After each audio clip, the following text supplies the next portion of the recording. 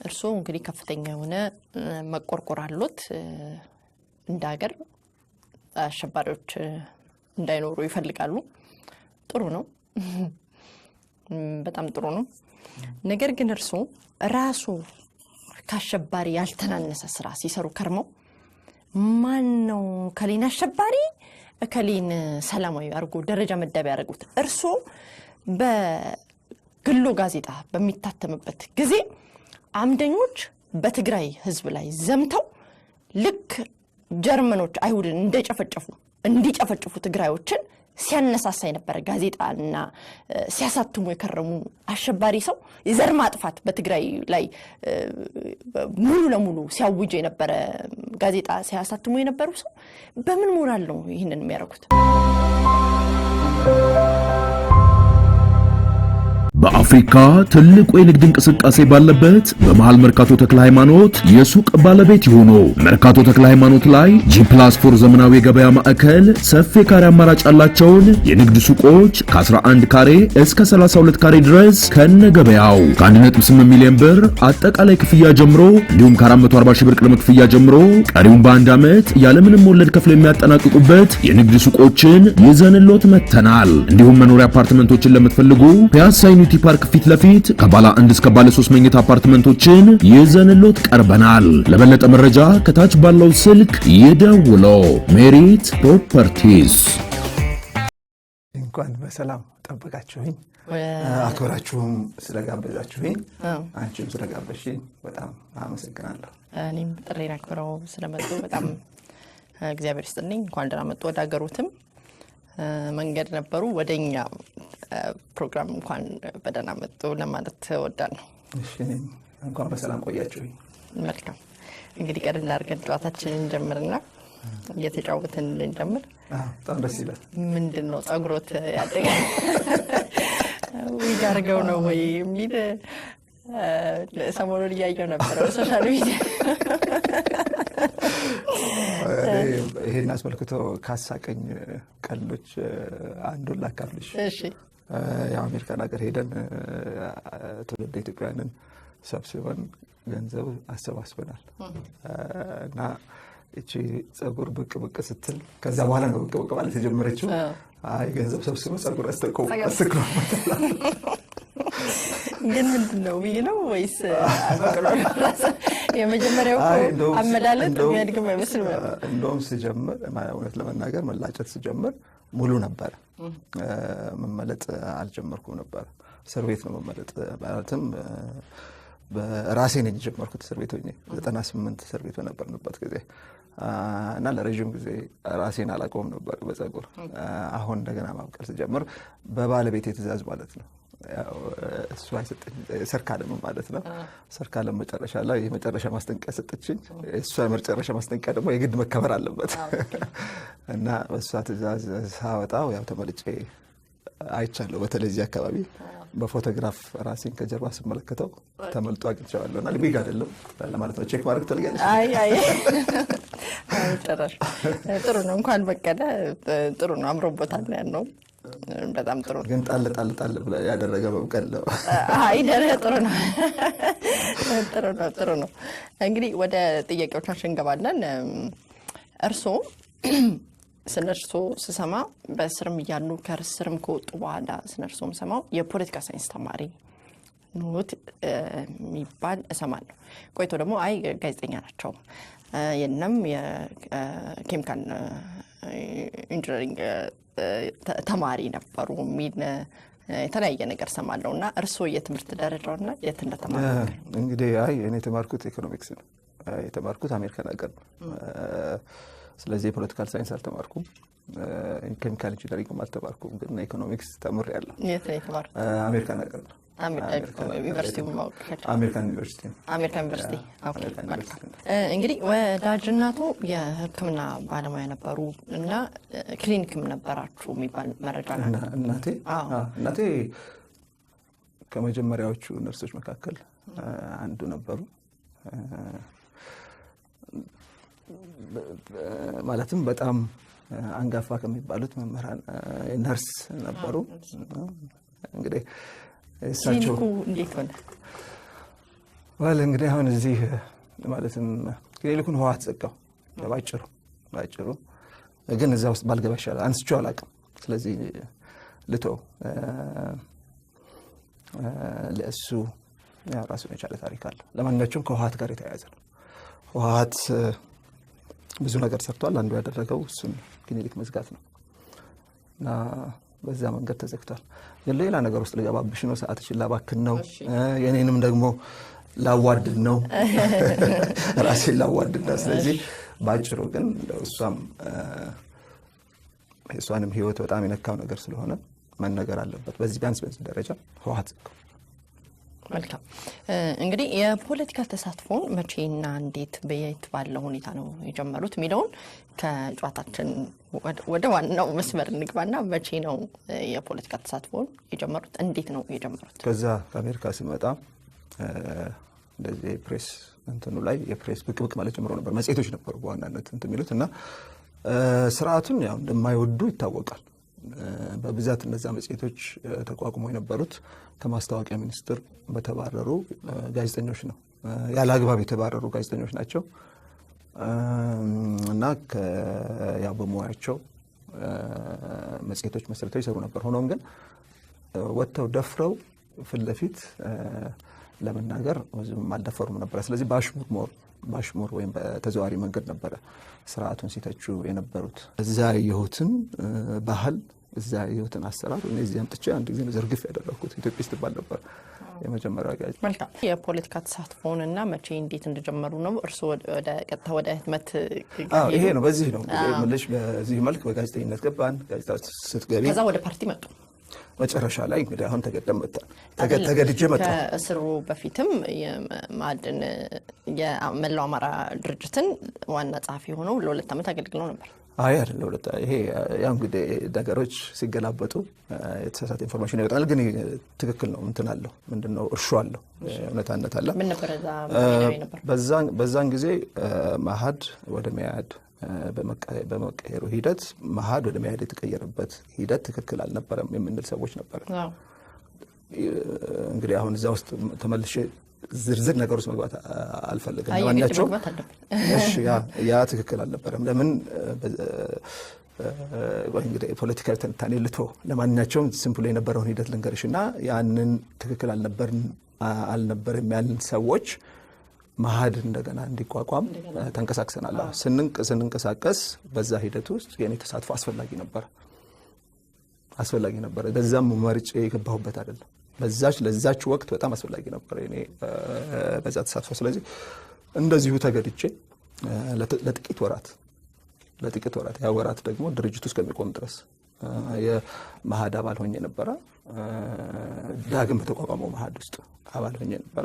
ድርጅቱ ከተቋቋመው በኋላ ልክ እንዳልኩት የድርጅቱ መቆም ሲጠናቀቅ ወጥቻለሁ። ስለዚህ ለወራት ነው ይሄ ነገር እንዳልኩሽ ለምስረታው አስፈላጊ ስል ነበር ነው እንጂ ለ2 ዓመታት ዋና ጸሐፊ ሆኜ አይደለም የሰራሁት። ደግሞ በምክትል ሊቀመንበርነት ነው የሰራሁት። ያው ነው የብሔር ድርጅት ውስጥ አባል ነበሩ። በዛውም ደግሞ በፕሮፌሰር አስራት ተመስርቶ የነበረው የመላው አማራ ድርጅት ወደ ኃይሉ ሻውል ሲጽፉ ኢንጂነር ኃይሉ ሻውል በመጻፋቸው ላይ ሲጽፉት በተለያየ ሁኔታ ላይ ተቃውሞ ገጠመን ይላሉ እሳቸው። ለምንድን ነው አማራ ብላችሁ የምትመጡብን? እኛ አንድነት ነው የምንፈልገው፣ እኛ ኢትዮጵያውያንን የሚሉ አማሮች ቻሌንጅ አደረጉን እና በዛ ምክንያት ነው ወደ ኢ የቀየር ነው ብለዋል። እና ለምንድን ነው ያ ድርጅት እንዲቆይ የፈለጋችሁት እናንተና ኢን ተቃውማችሁ ወይም መላው ኢትዮጵያ ድርጅት የሚለውን በመቃወም ያ ድርጅት እንዲቀጥል ያደረጋችሁት? እሳቸውም ደግሞ አይ እንደማይሳካላቸው አውቅ ነበር ብለው በመጻፋቸው ላይ እስከ መጻፍ ደርሰው ነበር። እውነትም ለመናገር ደግሞ ድርጅቱ ብዙ የዘለቀ አልመሰለኝም የተሳካለት። ወደ ይህ መቀየሩን እንትን አላለም። መአህድ ወደ መኢአድ መቀየሩን በቀጥታ በኢትዮጵያ ስም ለምን ድርጅት ተቋቋመ አይደለም። መጀመሪያ 2 ጥያቄ ላይ ያነሳ ነው። አንድ መአህድ የተቋቋመው በነገራችን ላይ መአህድ ከማንኛቸውም ድርጅት በላይ ከህብረ ብሔራዊ ድርጅቶችም በላይ የጎሳ ፖለቲካ የሚለውን የብሔር ፖለቲካን የሚቃወም የብሔር ድርጅት ነበር። ከመአህድን ከሌሎች የብሔር ድርጅቶች ጋር ማመሳሰል አይቻልም። ፕሮግራሙን ስትመለከቺ ሲያወጣቸው የነበሩትን ጽሁፎች ስትመለከቺ መሪዎቹ ሲናገሩ የነበሩትን ስትመለከቺ በሙሉ ውግዘቱ እሱ ጎሳ ፖለቲካ የሚለው ወይም የብሔር ፖለቲካ የሚባለው ላይ ነው። የብሔር ፖለቲካ ለኢትዮጵያ አይጠቅምም። ኢትዮጵያ አንድ ነች። እንደውም ብዙ ጊዜ የሚወቀስበት አንድ ሀገር፣ አንድ ታሪክ፣ አንድ ወዘተ የሚባል አንድነት የቆመ ድርጅት ነበረ። የመኢአድ በዛን ጊዜ የተቋቋመበት ምክንያት የብሔር አጀንዳ የአማራ ህዝብ የብሔር አጀንዳ አለው ብሎ ሳይሆን ማለትም ለምሳሌ ቋንቋውን የመጠበቅ የብሔር ፕሮግራሞች የምንላቸው የራስ ዕድል በራስ የመወሰን መብት ለማስከበር ወይም ከኢትዮጵያ አንቀጽ 39 ይከበርልኝ ብሎ እንደዚህ ሌሎች የብሔር ድርጅቶች የያዟቸውን አቋም ይዞ ሳይሆን አማራ ህዝብ የጥቃት ኢላማ ሆኗል። ስለዚህ ራሱን ለመከላከል የራሱ ድርጅት ያስፈልገዋል። ስፔሲፊክ ነች፣ በቃ አንድ ጉዳይ ነች። አሁንም አይደለም ብሔርተኛ ማለት እኮ ቢሆን የብሔር አጀንዳን የያዘ የብሔር አጀንዳ አለ። አቶ እስክንድር ራስ መከላከል አይደለም የጥፋት ነገር መጥቶበታል። ራሳችን ሁሉም እኮ ብሔርተኞች ይሄን ብለው ነው የሚነሱት። ሌላ ምን አላቸው? ያው የብሔር አጀንዳ ያልኩሽ እኮ አለ። ለምሳሌ ቋንቋ ይከበርልኝ፣ ባህል የብሔር ድርጅቶች የምንላቸው ከመኢአድ ውጭ ያሉት የብሔር ድርጅቶች በሙሉ የሚሉት ምንድነው? ቋንቋችን ይከበር፣ ባህላችን ይከበር፣ የራስን ዕድል በራስ የመወሰን መብታችን ይከበር፣ የመገንጠል መብታችን ይከበር፣ ሉዓላዊ ነን፣ ከኢትዮጵያ የተነጠለ ሉዓላዊነት አለን የሚል ጥያቄ ነው ያላቸው። መኢአድ እንደዚህ አይደለም። መኢአድ አንድ ህዝብ ነን፣ አንድ ሀገር ነን፣ አንድ ታሪክ ነው ያለን፣ አንድ ጣፈ ፋንታ ነው ያለን። ህብረ ብሔራዊ ጭራሽ እኮ የእርሶ ጋዜጣ እንደውም የሚያነሳው አማራ ታሪኩን ያድሳል ሁሉ የሚል በተከታታይ ህትመቶች ላይ የሚታተም በየጊዜው ላይ ነበረ። አማራ ታሪኩን ያድሳል የሚል መፈክርም የነበረው ነው። ብሔርተኝነት ምኑ ይመረጣል? ጥቃት አለብን ብሎ ራሳችን እንከላከላለን ብሎ እንደራጅ ያለ በሙሉ ብሔርተኛ ነበር እኮ። አይደሱማ ነገርኩሽ። መኢአድ ይለያል። መሄድ አይደለም ብሔርተኛ ድርጅት ውስጥ ይቅርታ። ስለዚህ በዚህ አግባብ ነው። አቶ እስክንድር ቆይ አንድ ጊዜ ትንሽ ስለተወሳሰበ ነው። እንዴት ያለ ነገር ነው? የአማራ የመላው አማራ ድርጅት ሚል ድርጅት ተመስርቶ ህብረ ብሔራዊ ድርጅት ሊያስመስሉ የብሔር ድርጅት እኮ ነበር የተመሰረታችሁት ነበር። ታዲያ ለምን ፍጅት የመጣብኝ አለ እኮ መኢአድ ሲቋቋም ፍጅት መጥቶብኛል። ይሄ ማህበረሰብ ላይ አማራ ላይ ፍጅት መጥቷል። አማራ ላይ ፍጅት ያመጣው የብሔር ፖለቲካ ነው፣ የጎሳ ፖለቲካ ነው። እንደውም የጎሳ ፖለቲካና የብሔር ፖለቲካ መታገድ አለበት ነው እኮ የሚለው። መቅረት አለበት፣ በህግ መከልከል አለበት ነው እኮ የሚለው። ራሱ በአማራ ስም ተቋቁሞ ኢትዮጵያ ውስጥ ብሔርተኛ በአማራ ስም ተቋቁሞ ሌሎችን ራስን እኮ መከላከል ብሔርተኝነት አይደለም። ቤት ራስን መከላከል ከሞት ለመከላከል እኮ ብሎ ነው ብሔር ድርጅት ውስጥ የሚቀላቀለው። የአካል ጥቃትና አሁን ቅድም እንዳልሽው በቋንቋ ላይ ጥቃት አለ፣ በባህሌ ላይ ጥቃት አለ፣ ራስን በራሴ ማስተዳደር አለብኝ፣ የመገንጠል መብት ያቀየ አማራ በቋንቋ ላይ ጥቃት አልነበረበትም። እንግዲህ በሰዓቱ በቋንቋ ላይ መጣበት ጥቃት አልነበረበትም እንዳሉኝ እርሶ ወይም ፕሮፌሰር አስራትም ሲሉ እንደነበረው አማራ በማንነቱ ብቻ የመጣበት ጥቃት ነበር። በደኑና የአካል ጥቃት ይገባኝ። በደኑና አርባ ጉጉን አንስተው ራስን ለመከላከል አንድ በብሔር የተቧደነ ድርጅት ፈጥረው ነበር ማለት። ስለዚህ ብሔርተኞች ነበራችሁ። ብሔርተኝነት አጀንዳ የለውም ያልኩሽ የብሔር አጀንዳዎች የሚያነሱትን ጥያቄዎች ያነሳ የብሔር ድርጅት አልነበረም። አሁን የሲዳማን ድርጅት፣ የሶማሌን ድርጅት፣ የአፋርን ድርጅት፣ የኦሮሞን ብሔራዊ ድርጅቶች በሙሉ መጀመሪያ ነገር መቼ ገጠመውና ሳይገጥመው እንዴት አድርጎ ያነሳል? የቋንቋ ችግር አልነበረበትም። አማርኛ በመላው አገሪቱ እየተነገረ ነው ያለው። አማራ ገዢ ነበረ ተብሎም እንደሚታሰብ ያውቃሉ። በተለያዩ ሰዎች እይታ የኔ አይደለም ግን አማራ ገዢ ነበረ ተብሎ እንደሚታሰብ ያውቃሉ። ስለዚህ አማራ ገዢ ነበረ።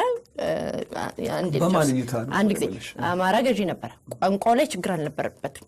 የመገንጠል ጥያቄም የለውም። ምክንያቱም ጫና ሲያደርግ የነበረ እንጂ ሲጨቆን የነበረ ህዝብ ስላልነበረ እነዚህን ጥያቄዎች ስላላነሳ የአማራ ብሔርተኝነት በጣም ከሌላው ብሔርተኝነት የተለየ ነው የሚል ጥግ ላይ ስለሄዱብኝ ነው ብሔርተኛ ነበሩ። ምክንያቱም በአማራ ህዝብ የተቋቋመ ህብረ ብሔራዊ ድርጅት አልነበረም። አሁን አንቺ የነገርሽኝን እዚህ አማራ ገዢ ነበር፣ አማራ ጨቋኝ ነበር፣ አማራ አልተበደለም ነበር። ስለዚህ ከየት ብሎ ነው እሱ የብሔር ድርጅት ሊያቋቋም የሚችለው? ምንስ አስፈለገው ይሄን ለማቋቋም ያልሽኝም በዚህ መልክ ነው የምመለከተው። ማለትም ሜንስትሪም በሆነው ሳይሆን ሪቪዥኒስት በሆነው ገበሬውን ለማነሳሳት ሆን ተብሎ በተፈበረከ ትርክት ነው ብዬ ነው መቀበለው። ስለዚህ አንስማማም። እርሱ እያሉኝ ያሉ በጭራሽ ብሔርተኛ አይደለሁም ነው አይደለ? እኔ በፍጹም ማለትም አክራሪ ምልሽ ኢትዮጵያዊ ነኝ። ብሔርተኛ አይደለሁም ስልሽ ለአንድ ብሔር የማደላ ሰው አይደለሁም። ለሁሉም ኢትዮጵያዊ። ነገር ግን ገና እርሱ ከስር እንደተፈቱ ከስር ሲፈቱና አብን ሲቋቋም የአማራ ቤት አማራን መስራች አባት ብለው ሰዎች ሲያነሱት ነበር። እንደውም ይሄን ድርጅት በሊቀመንበርነት እንዲመሩትም ተጠይቀው ነበር። አይ በሊቀመንበርነት እንኳን አይደለም፣ በአባልነት ግን እንድገባ ተጠይቄ ነበር። ስለዚህ በሊቀመንበርነት የሚለው እሱም የተጋነነ ነገር ነው። ግን በአባልነት ቤት አማራ መስራች ቤት አማራ አይደለም መስራች እኮ ነው ብለው ነው የሚያነሱት። የሚያሞግሱት እኮ ብሔርተኞች የአማራ ብሔርተኞች እርሱን የሚያሞግሱት እኮ ቤት አማራ መስራች ሰው ናቸው። አባት ብለው ነው የሚያነሱት። ፕሮፌሰር አስራት ቀጥሉ። በምን መልኩ መስልሻል? እኔ አንድ ማህበረሰብ አማራም ሆነ ወይም ማንኛቸውም ማህበረሰብ ራሱን ሲጠቃ ራሱን መከላከል አለበት ብዬ አምናለሁ። አሁን ጨምሮ አሁን የአብንን ምስረታም ጋር በተያያዘ ጋር ይሄንኑ መስመር እኔ አምንበታለሁ። ማለትም አማራ አሁንም ኢትዮጵያ ውስጥ የጥቃት ኢላማ ነው። የጄኖሳይድ አደጋ አንዣበበበት ህዝብ ነው፣ በተለይ በኦሮሚያ ውስጥ ያለው አማራ። ስለዚህ ይሄን አደጋ የሚታገድለት ድርጅት ይሄንን ልዩ የሆነ አደጋ አድሬስ የሚያደርግለት የሚከታተልለት ድርጅት ያስፈልገዋል። የፖለቲካ ድርጅት ያስፈልገዋል። አደረጃጀት ያስፈልገዋል። በተለይ ደግሞ መንግስት ኃላፊነቱን አልወጣም እያለ ስለሆነ አይደለም። በነገራችን ላይ አማራ ታሪኩን ያድሳል የሚለው አማራን ለመከላከል ጉባኤ መጠራት አለበት። ከሌላው ህዝብ የተለየ ምን ታሪክ አለው አማራ? ምንም የለው። የኢትዮጵያ ታሪክ አካል ነው። አማራ በተናጠል የራሱ የሆነ ታሪክ የለም። የራሱ የሆነ ያው ብሔርተኛ አይ ምልሽ ለአማራ አላዳላም፣ ግን አማራ ሲጠቃ ራሱ መከላከል አለበት ያምናለሁ። እንግዲህ የአማራ ብሔርተኝነት ቅድም እንዳነሳሁት ሰው ጥቃት ደርሶብኛል፣ ይህንን ደግሞ መመክተው በብሔሬ ተደራጀ ነው ካለ መብቱ ነው፣ መከበርም ያለበት ጉዳይ ነው። የአማራ ብሔርተኝነትም እንዲያድግ ሌሎች ሰዎችም ጋር ሆኖ መተጋገዝም ያስፈልጋል። ምክንያቱም ጥቃት አለብኝ ካለ ከህዝቡ በላይ የሚያውቅ ሰው የለም። አንድ ሰው ችግር አለብኝ እኔ አሞኛል አተኩሶኛል ካለ ሰውየው ነው የሚያውቀው። ነገር ግን የአማራ ብሔርተኝነት ሲታማ የሚታማው የበላይነትን ይዞ ይመጣ፣ እየፎከረ ይመጣ፣ እየተሳደበ ይመጣ፣ ውሃ ልክ ነኝ፣ የሰውነት ውሃ ልክ ነኝ፣ ሱሪ መልበስ ያስተማርኩ እኔ ነኝ እያለ ሌሎች ብሔሮችን ያንጓጠጠ እና ከሌሎች ብሔሮች ጋር በማያስማማው ሁኔታ የመጣ ብሔርተኝነት ስለሆነ አሁንም እንደገና ራሱን የአማራ ብሔርተኝነት ራሱን እንደገና ከሌሎች ሰዎች ጋር እንዳያኖር ግጭት አያመጣም ወይ? ይህንንስ ደግሞ እርስዎ ልክ እንደ ሰብአዊ መብት ተሟጋች አሁን ፖለቲከኛ ነው፣ ግን እንደ ጋዜጠኛ ይነቅፋሉ ወይስ አግባብ ነው ይላሉ? የአማራ ብሔርተኝነት እያቀነቀነ የመጣውን ቅኝት ስናየው። አይ እኔ ምንሽ በዚህ መልክ አይደለም የአማራ ብሔርተኝነት የመጣው አንቺ አሁን በተረክሽው መንገድ መጣ ብዬ አላምንም። የኔ አነባብ ወይም የኔ አተያይ አትሊስት በዚህ መልክ አይደለም። ራሳቸው ሊቀመንበሩን እዚህ አምጥቼ በጠይቃቸው እሳቸው ያሉኝ አዎ አማራ የሰውነት ውሃ ልክ ነው ብለው ያምናሉ። በሌላ ኢንተርቪውም እንደዚሁ የአብን አመራሮችን ሳይ ትምክተኞች ነን ብለው በግልጽ ማለት ነው ትምክተኞች ነን አዎ ብለው የሚናገሩ ሰዎች ናቸው። ይሄንን ይነቅፋሉ። አይ ማለት ኦፍ ኮርስ አማራ ትምክተኛ አይደለም። ትምክተኛ እንደ ሴንስ ማለትም ቤት አግባብ እንደመጣ አላውቅም። ግን ትምክተኛ ግን በአፍራሽ መልኩ መጽሐፍ ቅዱስ ላይ በሚወገዝበት መልኩ አማራ ትምክተኛ አይደለም።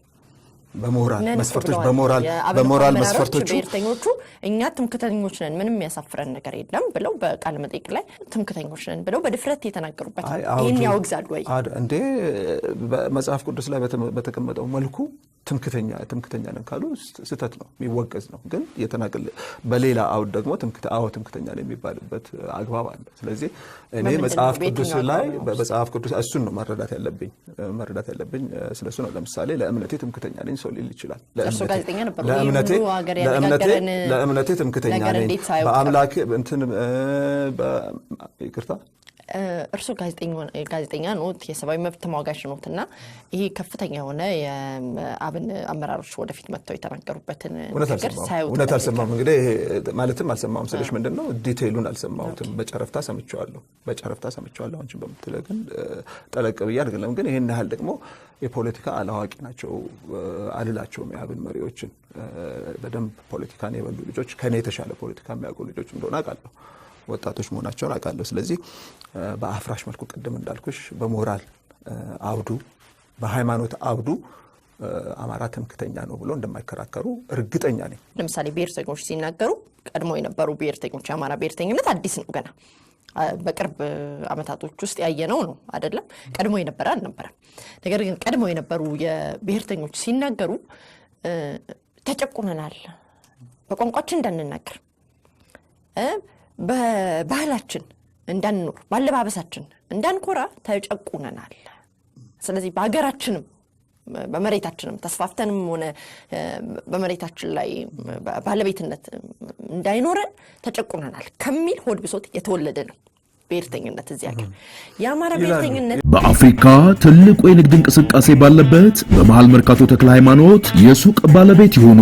መርካቶ ተክለ ሃይማኖት ላይ G+4 ዘመናዊ የገበያ ማዕከል ሰፊ ካሬ አማራጭ ያላቸውን የንግድ ሱቆች ከ11 ካሬ እስከ 32 ካሬ ድረስ ከነገበያው ከ1.8 ሚሊዮን ብር አጠቃላይ ክፍያ ጀምሮ እንዲሁም ከ440 ሺህ ብር ቅድመ ክፍያ ጀምሮ ቀሪውን በአንድ ዓመት ያለምንም ወለድ ከፍለው የሚያጠናቅቁበት የንግድ ሱቆችን ይዘንሎት መተናል። እንዲሁም መኖሪያ አፓርትመንቶችን ለምትፈልጉ ፒያሳ ዩኒቲ ፓርክ ፊት ለፊት ከባለ 1 እስከ ባለ 3 መኝታ አፓርትመንቶችን ይዘንሎት ቀርበናል። ለበለጠ መረጃ ከታች ባለው ስልክ ይደውሉ። ሜሪት ፕሮፐርቲስ። የትርክቱ ባለቤቶች ያለውን ችግር ለጥጠው በዚህ መልክ አስቀምጠውታል። ግን አንድ ህዝብ ኢትዮጵያ ውስጥ በማንነቱ በቋንቋው እንዳይናገር በማንነቱ እንዳይኮራ ሆን ተብሎ በመንግስት ደረጃ ፖሊሲ ተተግብሯል የሚለው ደግሞ ሌላ ጥያቄ ነው። የለም ይሄንም በፖሊሲ ደረጃ መንግስት ይሄን ፖሊሲ ተግብሮ አሁን እኮ አማራ ተጨቆኛል ብሎ ሲነሳ ቀደም እንዳልኩት ህዝቡ ነው የሚያውቀው አይደለ? ትኩሳቱን የሚያመው ሰው የሞተ ነው የቆጠርን ነው።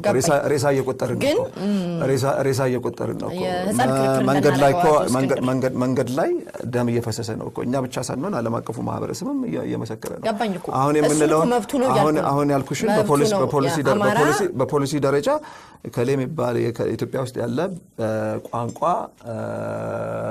ህዝቡ ቋንቋውን እንዳይናገር የመንግስት ፖሊሲ ነበር የሚለውን በማስረጃ ማቅረብ ይችላል። የለም ቅድም እንዳልኩሽ ለምሳሌ እኔ ልናገር እነዚህ ሰዎች የብሔር ጭቆና አለብን ብለው ሲነሱ በቋንቋችን እንዳንናገር ለምሳሌ እኔ በወላጆቼ ቋንቋ እኮ አይደለም የተማርኩት።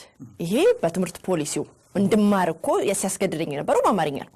ይሄ ጭቆና ነበር አይደለም? ጭቆና አይደለም። ለምሳሌ ጭቆና ያለው ነው። ለምሳሌ አፍሪካ ውስጥ ስንት ቋንቋ አለ? ስንት ቋንቋ አለ? ለምሳሌ ጎረቤት ሀገር ኬንያን እንመልከት። ስንት ቋንቋ አለ? 50 60 ቋንቋ አለ። በስንት ቋንቋ ነው ትምህርት የሚሰጠው? በቁጥር ትልቁ ህዝብ ግን የኦሮሞ ህዝብ ነው። በቋንቋ መማር ነበር አይደለም? እሱን ቆይ አሁን እንትነን ወደዛ እንመጣለን። በቁጥርት ነው በነገራችን ላይ ወዴት እንመጣለን? እውነታው ላይ ቆይ መጀመሪያ በንጽጽር እንሄዳ። ፋክቱን ኤስታብሊሽ እናድርጋ። ኢትዮጵያ ውስጥ በትምህርት የሚሰጠው በአንድ ቋንቋ ነበር ብለሽኛል። ኬንያ ውስጥ የተለያዩ ቋንቋዎች አለ። በአንዱን ቋንቋ ከእንግሊዝኛና ከስዋሂሊ በስተቀር ስዋሂሊም አንድ ትንሽ ማህበረሰብ የሚናገረው ቋንቋ ነው በስተቀር የኬንያ ቋንቋዎች የትምህርትም የሥራ ቋንቋዎች አይደሉም። ይሄንን አሁን በሎ ቋንቋ የትምህርትና የሥራ ቋንቋ አይደለም። የኦሮሞ ህዝብ ትልቁን ቁጥር ያዘው ያንበሳው ስንት ነው ቁጥሩ? አይደለም እዛ ላይ ነው። ሴንሰሱን እንመልከታ። የትኛው ሴንሰስ ትልቁ ቁጥሩ አይደለም። ከአማራ ጋር እኩል ነው፣ ከሞላ ጎደል እኩል ነው። በተደጋጋሚ በተደረጉት የህዝብ ቆጠራዎች የአማራና ኦሮሞ መካከል ያለው የቁጥር ልዩነት ከቁጥር የሚገርም አይደለም። ከአንድ ሚሊዮን እንደዛ ነው የሚያመላክተው። እንግዲህ እኔ ልቀጣ ይሄንን ነገር አንቺ አምጥተሽልኝ ሰንሰሱን ካልሆነ ይቆጣለሁ። ይሄን እንጂ ስላልገባው በቀጥታ የህዝብና ቤት ቆጠራውን እንትን አታች አረጋዋለሁ ማለት ነው። አታች አድርጊ ደስ ይለኛል። በነገራችን ላይ አታች ስታደርጊ ግን የክልሎችን አታድርጊ። አማራ ማለት ጎዴ ውስጥ ያለው አማራ ማለት ነቀምት ውስጥ ያለው መናገር አይደለም። ይሄ ትልቅ ህዝብ በራሱ ቋንቋ መማር ፈልጎ በራሱ ቋንቋ መኖር አልቻለም፣ መማር አልቻለም። ይሄ ጭቆና ነው። ይሄን አይቀበሉ ግዴታ ነው መማር ያለበት በአማርኛ አይደለም። የጭቆና ኢትዮጵያ ውስጥ በብሔር ብሔረሰብ ቋንቋዎች ትምህርት አለመሰጠቱ የብሔር ጭቆና መገለጫ አይደለም። ለምን በአፍሪካ ውስጥ በብሔር ብሔረሰቦች ቋንቋዎች ትምህርት አይሰጥም። ኤክሰፕሽን ነች ኢትዮጵያ ውስጥ ብቻ ነው ይሄ የተደረገ ያለው። በሌሎች ሀገሮች በአንድ ቋንቋ ወይም በቅኝ በዛነች እንዳልሽው በቅኝ በገዛቸው ሀገር ቋንቋ ወይም ደግሞ በመረጡት ቋንቋ ነው። ለምሳሌ ታንዛኒያ ውስጥ በስዋሂሊ ቋንቋ ነው። እሱ እንደ አጀንዳ ሆኖ የወጣው አሁን ነው። በአፄ ኃይለሥላሴ ዘመን ግን ይሄ እንደ አጀንዳ ሆኖ አልቀረበም። ያን ጊዜ ብሔር ጭቆና አለበት የሚባለው ለማንኛቸውም ግን በብሔር ብሔረሰቦች ቋንቋ ትምህርት አለመሰጠቱ በብሔር ብሔረሰቦች ቋንቋ የሥራ ቋንቋ አለመሆኑ የጭቆና መገለጫ አይደለም። ኢትዮጵያ ኤክሰፕሽን አይደለችም ለማለት ነው የፈለኩት። አፍሪካ ውስጥ ያለው እውነታ ይሄን አያመላክትም። የተለየ ስታንዳርድ ነው ለኢትዮጵያ ይወጣላት። ቅድም እንዳልኩሽ ነው የተለየ ስታንዳርድ። ተማሪዎቹ ገበሬው ምንድን ነው ጭቆና የመናገር የመሰብሰብ መነፈግ፣ የመናገር መብት መነፈግ፣ የመደራጀት መብት መነፈግ፣ መንግስትን በነጻ ህዝባዊ መንግስት የሚፈልገውን በነጻነት አለመምረጥ ነው። በዚህ መንገድ ሄዶ በነገራችን ላይ ህዝቡ በራሱ ቋንቋ መማር ከፈለገ በራሱ ቋንቋ መማር ይገባዋል። እኔ ደግሞ እንደው በደንብ ግልጽ እንድልልሽ በብሔር ብሔረሰቦች ቋንቋዎች ትምህርት መሰጠቱን እደግፋለሁ። ይሄ አንድ ትልቅ ምልሽ ፖዚቲቭ ዲቨሎፕመንት ነው። ኢትዮጵያ ውስጥ የሚደገፍ እርምጃ ነው። ግን ከዛ በፊት አለመደረጉ በኢትዮጵያውያን ላይ የተጫነ የተለየ ዕዳ ተደርጎ መቆጠር የለበትም። አፍሪካ ውስጥ ኖርም ነው። አፍሪካ ውስጥ በነበረው ኖርም ተርታ የሚቀመጥ ነው እያልኩኝ ነው። ኬንያ ውስጥም ያለው ኖርም ያ ነው። እዚህ ጎረቤት ሀገር ሱዳን ውስጥም ብዙ ቋንቋዎች አሉ። ግን በሁሉም ቋንቋዎች ትምህርትና የሥራ ቋንቋ አልሆነም። አረብኛ ብቻ ነው። እንግዲህ እዛው ሱዳን ውስጥ የተለየ የብሔር ጭቆና አለ ሲባል ሰምተሽ ታውቂያለሽ? ኬንያ ውስጥ የተለየ ብሔር ጭቆና አለ ሲባል ሰምተናል? የለም። ለኢትዮጵያ የተለየ መስፈርት ነው ይወጣላት። ይህን ደግሞ ያደረገው የተማሪው ንቅናቄ ነው። የተማሪው ንቅናቄ ደግሞ ይህን ያደረገው እውነታውን ተመርኩዞ ሳይሆን ገበሬውን ማነሳሳት በዚህ መንገድ ነው።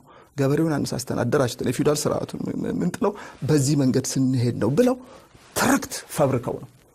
ይሄ ነው ቆይ አንድ ጊዜ አቶ እስክንድር በመጀመሪያ ቆይ ኢትዮጵያ የተለየ ጉዳይ ስላላት አይደለም። እሺ በመጀመሪያ ይረጋጉ። እርሶ ቆይ በመጀመሪያ ይረጋጉና ሌላ ጊዜ እኔ ነኝ ጥልቅ እያልኩ ማስቸግረው እንግዶች ሲመጡ በጣም ማስቸግረው አሁን እንትኖቹን ወይ ለመከላከል ቆርጠው ተዘጋጅተው ይሆናል የመጡትና ካልተደማመጠን ኦዲየንሶች በጣም ይረበሻሉ። ሌላ ጊዜ የኔ ችግር ነበር ይሄ ጣልቃ መግባትና አንደኛ አልጨረስኩም ነበር ላነሳለቱ የነበረውን ልጨርስና ከዛ በኋላ እስከፈለጉ ድረስ ቢያንስ ለሁለት ሳምንት እናደርገዋለን። መከራከር ይችላሉ በፈለጉት ሁኔታ። ሌላው ብሔሮች ሲያነሱ መጀመሪያው ላነሳሁት ልበለስሉት ብሔሮች ሲያነሱ ጭቆና አለብን፣ በቋንቋችን አልተናገርንም፣ ባህላችንን አላረግንምና ተረግጠናል ከሚል ቅኝት ነው ብለው ያነሳሉ። ብሔርተኞች ሲነሱ የተነሳንበት ወይም ብሔርተኝነት እንዲያቆጠቆጥ ያደረገን ነገር ጭቆና አለብን ብለን ነው የተነሳ ነው። የአማራ ብሔርተኝነት ግን ሲመጣ ወደ ጨቋኝነቴ ነው መመለሰው የሚል ነገር እያቀነቀነን የመጣው ሰዎች ሚሉትን ነው የምነግሩት። በቀጥታ የኔ ሀሳብ አይደለም።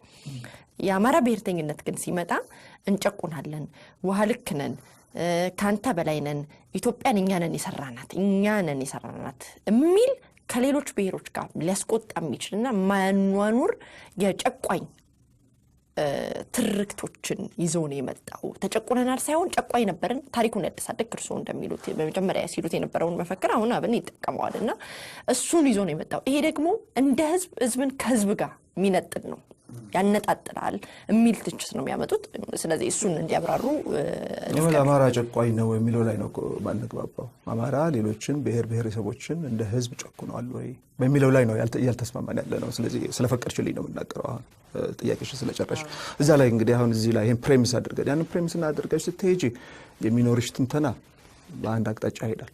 አይ በኢትዮጵያ ውስጥ ከሌ የሚባል ብሔር ጨቋኝ አልነበረም ብለሽ ስትሄጂ ደግሞ የምትሄጂበት መንገድ ራሱን የቻለ ነው። በተለያየ አቅጣጫ በተቃራኒ አቅጣጫ ነው የምትሄጂው። ስለዚህ ፕሬሚሳችን ይለያያሉ። ጨቋኝ ብሔር ነበር ወይስ አልነበረ ወይ የሚለው ላይ እኔ እያልኩኝ ያለሁት በኢትዮጵያ ታሪክ ውስጥ ጨቋኝ ብሔር ኖሮ አያውቅም። በኢትዮጵያ ታሪክ ውስጥ ጨቋኝ ብሔር ያልነበረ ከሆነ ደግሞ አማራ ጨቋኝ ሊሆን አይችልም ነው። ስለዚህ በዚህ ላይ ይስተካከል፣ የተለያየ መነሻ ነው ያለ ነው የሚል ነው። አሁን አንቺ አማራ ታሪኩን ያድሳል ሲል ወደ ጨቋኝነቱ መመለስ ነው። መመለስ ፍላጎት አለው ማለት ነው ያልሽኝ። መጀመሪያኛ እኔ አሁን ጨቋኝ ነው ብዬ አላምንም። አብረውም ቅድም ያነሳው ውሃ ልክ ነው የሚለው ኢትዮጵያን እኛ ነን የመሰረት ነው የሚለው ኢትዮጵያን አማራ አልመሰረታትም። ይሄ ምን ያጨቃጭቀናል? ኢትዮጵያ ከአክሱም እንደው ሌላ ቀርቶ ከአክሱም ዘመን ጀምሮ እንዳለች እንደ ሀገር በዓለም ደረጃ የምትታወቅ ሀገር መሆኗ ይታወቃል። በአክሱም ዘመን ደግሞ የነበረው ዋና ቋንቋ ግዕዝ ነበረ። ስለዚህ እንደውም አማርኛ የሚታወቀው ከአክሱም ስልጣኔ በኋላ ነው። የአክሱም ስልጣኔ ያልኩኝ በኋላ የአክሱም መንግስት ከወደቀ በኋላ ነው አማርኛ ቋንቋ እንደ ቋንቋ መውጣቱ የሚታወቀው። ስለዚህ አማርኛ ቋንቋን በታሪካችን ውስጥ ከማወቃችን በፊት ኢትዮጵያ እናውቃታለን። ስለዚህ አማራ ኢትዮጵያን ፈጥሯታል የሚባለው ነገር ትክክል አይደለም። ስለዚህ አማራ ታሪኩን ያድሳል ሲባል ወደ ጨቋኝነት ማለት ማለት አይደለም። ለምን ከዚህ በፊት ከዚሁ ከአብን እንቅስቃሴ ሳንወጣ የአብንን አካሄድ ይነቅፋሉ ወይስ ይደግፋሉ? የዘረዘርኩሎትን ቅኝቶች በደንብ አድርጎ የሚያቀነቅነው አብን ነው እንደነገርኩት በአመራሮቹ በኩል። ስለዚህ እንቅስቃሴውን ይደግፋሉ ወይስ ይነቅፋሉ? አብን ኢትዮጵያ ውስጥ የአማራ ጨቋኝን ስርዓት ለማምጣት የሚንቀሳቀስ ድርጅት ነው ብዬ አላምንም። ፈጽሞ ይሄ ፍትሃዊ የሆነ ድምዳሜ አይደለም። በጣም ፍርደ ገምድልነት ነው። እንደዚህ ማለት ፍርደ ገምድልነት ነው ብዬ ነው የማስበው። ራሱን እነዚህ ነገሮች አንቺን እንኳን አይደለም እንደዚህ ብለው የሚናገሩት። ይቅርታ አድርጊልኝ ቤቴ፣ አንቺን ማለት አይደለም። አንቺ ውጭ ያሉትን አስተያየቶች ወክለሽ እንደምትናገር ያውቃል፣ የግል አስተያየትሽን ስላልሆነ። ስለዚህ እንደዚህ ብለው የሚያስቡ ሰዎች፣ እንደዚህ የሚሉት ሰዎች ግን ፍርደ ገምድል ናቸው እያልኩኝ ነው። እኔ አንቺን አይደለም አድሬስ ማድረገው የሚሉትን ሰዎች ነው። ፍርደ ገምድልነት ነው። ፋንዳሜንታሊ አማራ ተጠቅቷል ነው የምልሽ ብሎ የተነሳ ድርጅት እንደሆነ አውቃለሁ። ተጠቅቷልና ራሱን መከላከል አለበት። ቅድም ደግሞ ያልኩሽ ነገር አለ። ስነ ልቦና ስብራት ደርሶበታል። ቅድም ያልኩሽ አማራ ታሪኩን ያድሳል ሲባል በዛን ጊዜ ምን ማለታችን ነው? ምን ማለት ይሄ የስነ ልቦና ስብራት አለበት። ከየት የመጣ ስነ ልቦና ስብራት? ቅድም እንዳልኩሽ የተዘረዘረው ጨቋኝ ነው፣ ከሌላው ጋር በኩልነት መኖር አይችልም፣ አፍራሽ ነው ምናምን የሚለትና ይሄም መጠገን አለበት ብሎ የሚያምን ድርጅት እንደሆነ ነው እኔ አብንን የምረዳው። ለምን ቅድም አንቺ እንዳልሽው ሲመሰረት አባል እንደሆን ጠይቀውኛል። አባል እንደሆን ሲጠይቁኝ ባደረግናቸው ውይይቶች የነበረን የጋራ ግንዛቤ ይሄ ነው። አካሄዱን ይደግፋሉ ለፍትህ፣ ለእኩልነት፣ ለዲሞክራሲ የሚያደርገውን ትግል እደግፋለሁ። በዚህ አግባብ ነው አብን የምረዳው። የብሔር ድርጅቶች በምንልበት ጊዜ ምልሽ በአንድ እንትን ውስጥ በአንድ ከረጢት ውስጥ ልናስቀምጣቸው አይገባም ለማለት ነው። ምንም ስህተት አልሰሩም እያልኩኝ አይደለም። ስለዚህ ያ የሰሩት ስህተት እንደተጠበቀ ሆኖ በአባባል ደረጃ እርሱ ያውቁታል ስህተት የሚሉት እኔ ይሄንን እንደው በደንብ አስቀድመሽ ብትነግሪኝ ኖሮ አስብበትና ተዘጋጅተህበትና ብትይ ኖሮ እኔ አመጣልሽ ነበር። ለምን ማንም ሰው እኔ አሁን 1001 ስህተቶች አሉኝ ዘርዘር ብትይኝ በጣም ረጅም ሰዓት እንቀመጣለን። መልካም እንግዲህ እርስዎ ቀደም ስጠይቆት እኔ ብሔርተኛ አይደለሁም እኔ ኢትዮጵያዊ ነኝ ብለዋል። ነገር ግን የመላው አማራ ድርጅት ውስጥም ነበሩ። ስለ አማራም ከፍተኛ የሆነ ተቆርቋሪነት አሉት። ይሄ ስለሚጠቀው ማለትም ኳሊፋይ እናድርገው ይሄ መብት ነው። በነገራችን ላይ ይህንን ነገር ማንም ሰው ሊያወግዘው የማይገባ ነው። ቅድም ደጋግሜ ካላልኩት አንድ ሰው ራሱ ነው መጀመሪያ ህመሙን የሚያውቀው። ስለዚህ አሞኛል ብሎ ከዛ በኋላ ወደ ሐኪም ቤት ለመሄድ ይወስናል። አለበለዚያ ወደ ጸበል ለመሄድ የሚወስን ሰው አለ። ጥቅልል ብሎ መተኛት የሚፈልግ ሰው ይኖር ይሆናል። ሆነም ቀረም ግን ከሰውየው በስተቀረ ህመሙን የሚያውቅ ሰው የለም። ስለዚህ ይሄ መከበር አለበት። ጥቃት እየደረሰብኝ ነው፣ ራሴን እከላከላለሁ፣ ብሔርተኛ ሆናለሁ፣ የመብት ጉዳይ ነው። መንግስትም ህዝቦችም ይህንን ሊያከብሩለት ይገባል። ነገር ግን እርሶ ኢትዮጵያዊ ነኝ ስላሉ መቼ ነው ይሄን የኢትዮጵያዊነት ጭንብሎትን የሚያወልቁት? ይቅርታ አድርግልኝ። በኢትዮጵያዊነት ስም ስለሆነ ብዙ ጊዜ ብሔርተኛ ሆናችሁ በኢትዮጵያዊነት ስም ስለሆነ በአንድነት ስም ስለሆነ የምትነግዱት መቼ ነው እርሶ ጭንብሎትን ቁጭ አድርገው አማራ ብቻ የሚሆኑት? ምን እንዲሆን ቀየጡት? እሺ ቤቲ እዚች ላይ ይቅርታ አድርግልኝ። በጣም ፈታኝ ጥያቄ ስለሆነ ነው እንትን ያለኝ ምልሽ አግባብ ያልሆነ ጥያቄ አልልሽም፣ ግን ፈታኝ ጥያቄ ልጠየቅሽኝና ከዛ አኳያ ነው ማለትም እንዴት ብዬ ላስረዳሽ? ልቤን ከፍቼ ባሳይሽ ደስ ይለኛል። ልቤን ከፍቼ ባሳይሽ አልችልም። ማለትም አሁን ከዚህ ጥቃት ጥቃትን ለመከላከል የተሰባሰበ ቡድን ወይም ህዝብ ቀጥታ ብሔርተኛ ሆኗል የሚለው ድምዳሜ ላይ ነው ችግር ያለኝ።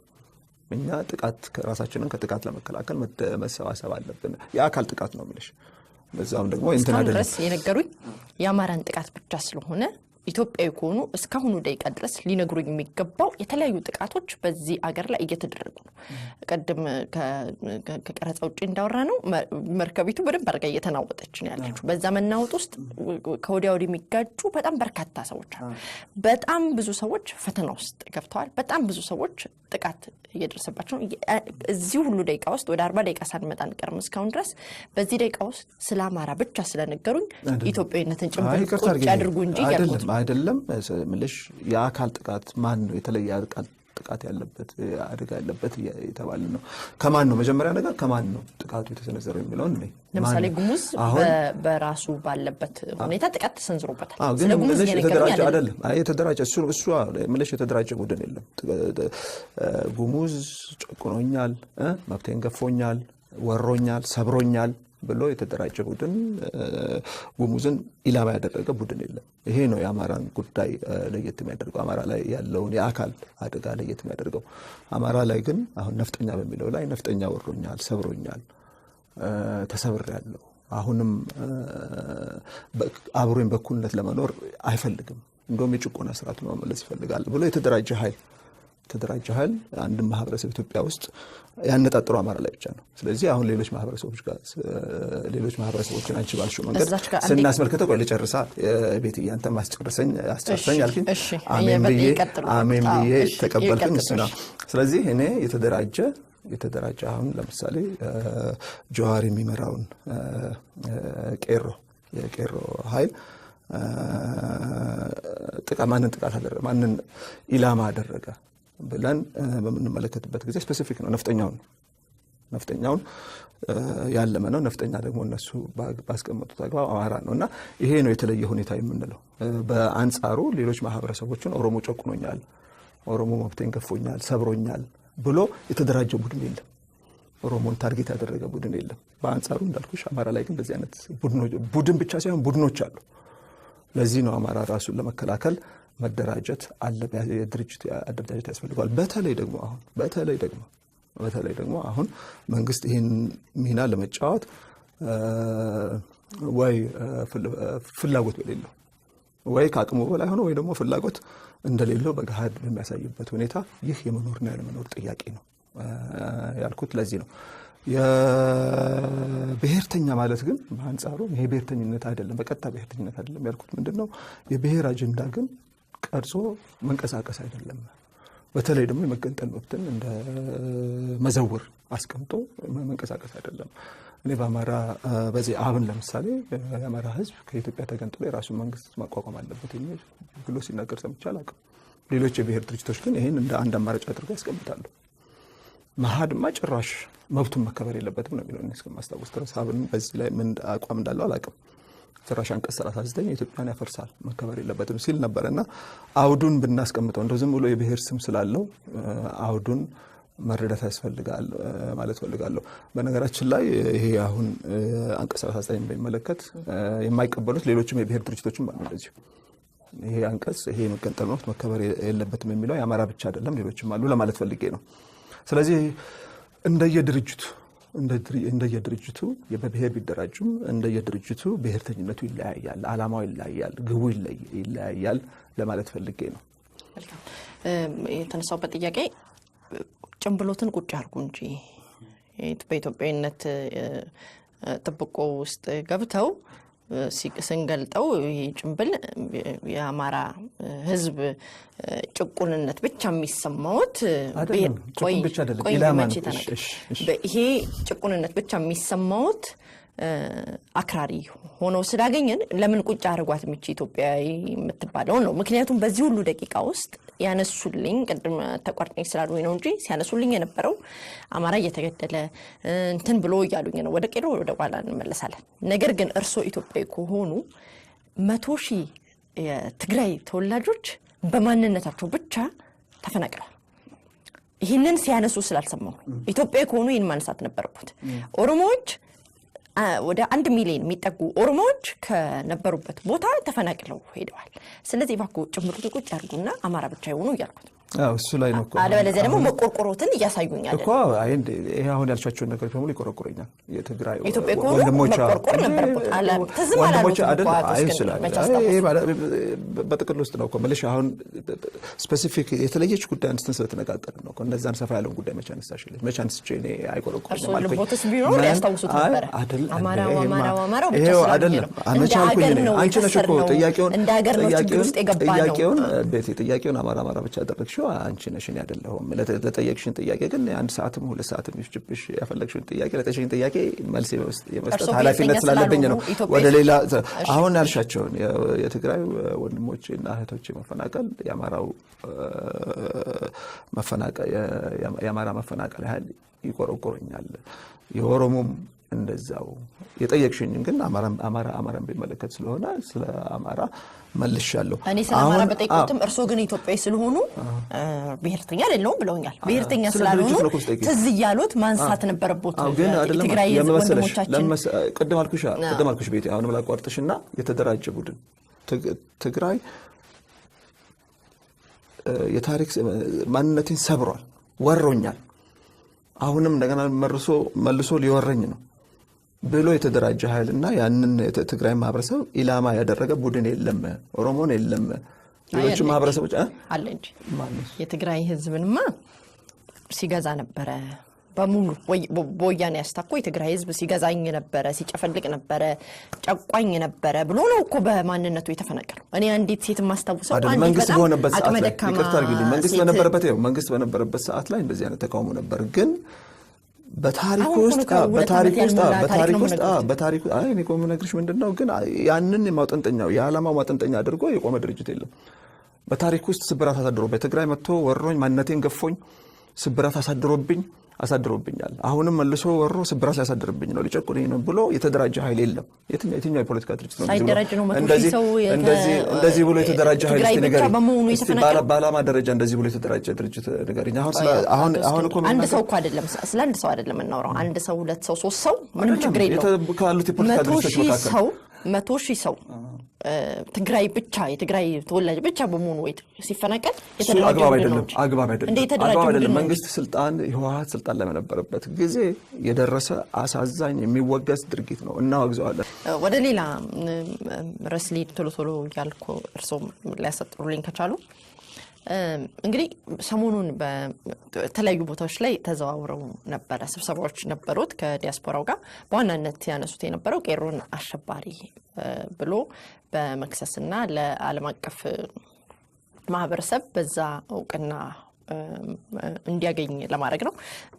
አሸባሪ ያስባሉትን ዝርዝሮች ካስቀመጡልኝ ቄሮን እንደ ቄሮ በአሸባሪ ተብሎ እንዲፈረጁ የፈለጉበትን ዝርዝሮች ቢያንስ 3-4 ቢሰጡኝ ብዬ ነው። እንግዲህ ምንድነው እነዚህ የተፈጸሙት ድርጊቶች ሁላችንም ሊያግባባ በሚችል ደረጃ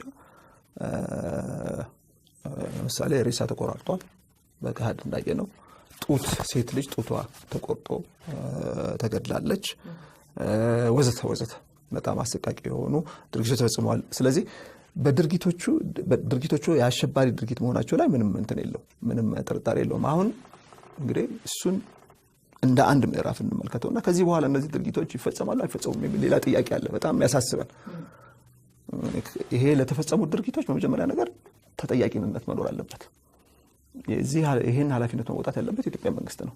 ሌላው ደግሞ ከዛ ማይተናነሰውና እንደውም እጅግ ግዙፍ የሆነው ጥያቄ ከዚህ በኋላ እንደዚህ አይነት ድርጊት ሊፈጸም ይችላል አይችልም? ስጋት አለ። እግዚአብሔር ይስጥሽ። አሁን ስጋት ካለ ቅድም እንዳልኩሽ ሌላ ደግሞ መነሻ አለ። ያ መነሻ ምንድነው? የተደራጀ ኃይል ነው ይሄን የፈጸመው፣ መንጋ አይደለም የፈጸመው የሚል መነሻ አለ። ስለዚህ ይሄ ድርጊት ዳግም እንዳይፈጸም ይህ የተደራጀ ኃይል ምን መሆን አለበት? መፍረስ አለበት። አሁን ፈጽሞታል። በሌላ አጋጣሚ ደግሞ እንደውም ሰፋ ባለ መልኩ አሁን የዘር እልቂት አደጋ ምን ነው? ይሄን ነው ሰፋ ባለ መልኩ ዳግም ሊከሰት ይችላል። ስለዚህ ይሄ ሰፋ ባለ መልኩ ይሄ አደጋ ከመከሰቱ በፊት ይሄን ድርጅት ማፍረስ ይበጃል። እንዴት ነው የምናፈርሰው ለሚለው ጥያቄ ደግሞ ትክክለኛው የህግ ማዕቀፉ እንደዚህ አይነት ድርጅትን ለማፍረስ አንድ በህቡ ስለተደራጀ፣ ሁለት ከፍተኛ የፋይናንስ አቅም እንዳለው ስለሚታወቅ የሽብርተኝነት ህግን ተጠቅሞ ነው። እሱ ነው ትክክለኛው መሳሪያ። የሽብርተኛ ህግ የሚቀረጸው እንደዚህ አይነት ድርጅትን እንትን ለማለት ነው፣ ለማምከን ነው፣ ለማፍረስ ነው።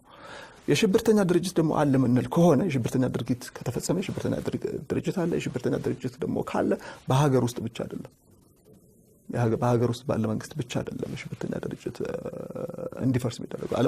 የዓለም አቀፉ ማህበረሰብ የሚጫወተው ሚና አለ። ያንን ትብብር ያንን ሚና እንዲጫወት ነው ወደ ዓለም አቀፉ ማህበረሰብ የሄድ ነው አቤት ያለ ነው። እና በዚህ አግባብ ነው እና አነሳስሽ ነው ያን የፈጸመው መንጋ ነው የሚል ሰው ካለ የኛ አካሄድ ሙሉ ለሙሉ ስህተት ነው። ያንን ደግሞ የፈጸመው የተደራጀ ኃይል ነው በሚለው የሚስማማ ካለ ከኛ ጋር ግን ይሄ ድርጅት ዝም ብሎ ተንቆ የሚተው አይደለም፣ የግድ መፍረስ ያለበት። ዓለም አቀፍ ማህበረሰቡ ምን አለበት? ዓለም አቀፉ ማህበረሰብ ያጣን በእኛ ክስ በእኛ ቤቱታ ይሄንን ድርጅት ፈርጇን ፌር አይደለም እሱ። እኛ በዚህ ውስጥ ከሳሾች ነን፣ ግን ራሱ መርምሮ ራሱ መዝኖ እርምጃ እንዲወስድ ነው የጠየቅ ነው። እንግዲህ ይሄ እንዳለ ሆኖ በአፍሪካ ትልቁ የንግድ እንቅስቃሴ ባለበት በመሃል መርካቶ ተክለ ሃይማኖት የሱቅ ባለቤት ይሁኑ። መርካቶ ተክለ ሃይማኖት ላይ G+4 ዘመናዊ የገበያ ማዕከል ሰፊ ካሬ አማራጭ ያላቸውን የንግድ ሱቆች ከ11 ካሬ እስከ 32 ካሬ ድረስ ከነገበያው ከ1.8 ሚሊዮን ብር አጠቃላይ ክፍያ ጀምሮ እንዲሁም ከ440 ሺህ ብር ቅድመ ክፍያ ጀምሮ ቀሪውን በአንድ ዓመት ያለምንም ወለድ ከፍለው የሚያጠናቅቁበት የንግድ ሱቆችን ይዘንሎት መተናል። እንዲሁም መኖሪያ አፓርትመንቶችን ለምትፈልጉ ፒያሳ ዩኒቲ ፓርክ ፊት ለፊት ከባለ 1 እስከ ባለ 3 መኝታ አፓርትመንቶችን ይዘንሎት ቀርበናል። ለበለጠ መረጃ ከታች ባለው ስልክ ይደውሉ። ሜሪት ፕሮፐርቲስ። እርሶ ነጥለው እንደ ሀገር ከስረን እያለ እንደ ሀገር አሽቆልቆለን እያለ እንደ ሀገር ወድቀን እያለ ነጥለው ቄሮን ቅድም በዝርዝር ያስቀምጡልኝ ስላልኩት ቄሮን አሸባሪ ብለው በዓለም አቀፍ ህግ እንዲፈረጅ ጥረት እያደረጉ ነው። ለምንድነው ፋኖን ሊከሱት ያልፈለጉት በዚህ ጉዳይ? ምክንያቱም ፋኖ ሲሰራቸው የነበሩ ስራዎች ምግቦችን መዝረፍ፣ ወደ ትግራይ ምንም አይነት እንቅስቃሴ እንዳይኖር በመንገድ መዝጋት፣ ድሮ ሰዎች በጩቤና በጠመንጃ ነበር የሚገደሉት፣ በድንጋይ ቀጥቅጦ ምሁራኖችን መግደል፣ ዶክተሮች ለምርምር የሄዱ ዶክተሮች በድንጋይ ተቀጥቅጠው የተገደሉት የዛሬ 2000 ዓመት አያውቁም። እንግዲህ ምልሽ የተደራጀ ኃይል ነው ይሄን የፈጸመው የሚለው ነገር ከዚህ በፊት ሰምቼው ስለማላቅ ማለት ነው። ምልሽ ፋኖ የፈጸማቸው ስህተቶች ካሉ የጽንፍ ድርጊቶች ካሉ እነሱን እየተከላከልኩኝ አይደለም። ግን ከኦሮሚያ ክልል ውጭ በተለይ ከጀዋር ጥበቃ ጋር በአማራ ክልል ላይ እየተደረገ ያለውን ነገር ፋኖ ሲሰራው የነበረውን ነገር ልኮ ምንም አልሰራም አይደለም። ይቅርታ አድርግልኝ። ይሄ እንዴት መንገዶች ተዘግተዋል። ወደ ትግራይ ምንም አይነት እንቅስቃሴ የለም። ይሄን የሚያደርገው የክልሉ ውስጥ ያለ ወጣት ነው። ምክንያቱም በተለያዩ ሁኔታዎች ያሉትን ነገሮች ሲዘርፍ ስለታየ ማለት ነው። መንገዶች ዝግ ናቸው። ምናልባት የክልሉ መንግስት ፈቃደኛ ነው በዚህ ረድቷል አልረዳም ሌላ ጉዳይ ነው። ምክንያቱም ክልሉ ፈቃደኛ ቢሆን መንገዱን ያስከፍታል። መንገዱን መዝጋት ትክክል አይደለም። በዚሁ ልጨርስ። አይደለም ትክክል አይደለም የሚባል ነገር አይሰራም እንጂ ሊወገዝ ቢገባ ተባረ ቆይ አይደለም። ለምን ያወግዛሉ እንጂ እንዴት ያወግዛሉ? እርሶማ እንዴት ያወግዛሉ? ቄሮ ነው የሚያወግዙት። እርሶ አሸባሪ ቄሮ ነው። እውነት አጽድልሻለሁ። እሺ ቆይ ቀጥይ። ስለዚህ ምግብ ተዘርፏል። ሰዎች በድንጋይ መሀል ሊያረጉ ነው የመጡት በሚል በድንጋይ ተቀጥቅጠው ገድለዋል። ቦምብ ያዙ ሴት ናቸው ተብሎ አንዲት ሴት እየተንገላቱ ትግራይ ተወላጅ ናቸው ቦምብ ይዘው ነው የነበሩት ተብሎ በማንገላታት የሞቱ ሴት አሉ። ይሄን ምናቀው ነው።